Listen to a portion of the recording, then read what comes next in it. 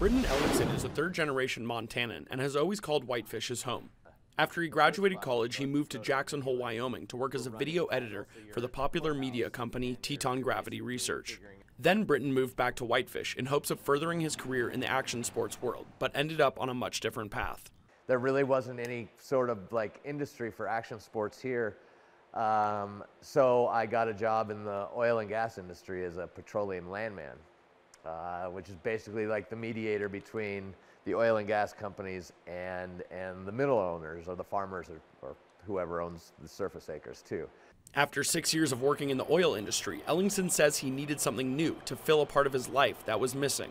I enjoy the whole process. I needed to fill that creative void, you know. That's maybe that was one of the biggest things in oil and gas is the money's great and everything, but it's not a creative job at all. So he moved his family to Colorado to do snowboard repairs for the company Never Summer. After a few months, he realized he could actually build snowboards on his own. Pretty much thought I had these snowboard things figured out.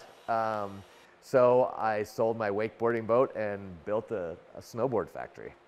While I was there, Ellingson actually showed me the entire process of building one of his custom boards. The core goes on first, and you shape the core, and then you drill out the binding inserts, and then you put the sidewalls on the board, and then you put the tip and tail fill on it. So then your core is done, and then you do the base. So you use that same template, and you cut out your base material, and then you put edges on the base, and then you've got your base done, and you've got the core done. And then from there, you do the sandwich construction process, which is basically the base, and then a layer of fiberglass, and then the core, and then another layer of fiberglass, and then the top sheet. Along the way, you needed to figure out your graphics and what you wanted on the board, there as well. And then you throw it in the press and let the glue dry and cure, and then you pull it out of the press, cut off all the extras around the sides, and then base grind all the glue off, make sure you get it really good and flat, and then you wax it. And then you ride it.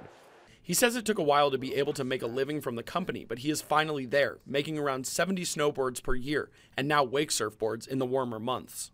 It's been, a slow burn to get it to this point, but now we have an operation that runs year-round. I build wake surfboards in the summer. It's a sustainable business now. He says just in town and up on the mountain, he has seen his business start to take off and become popular with the locals. It's so fun to see my boards on Big Mountain, even just stickers on the lift towers. I'm like, yes. Ellingson says that it took a long time to get where he is, but he wouldn't trade it for the world.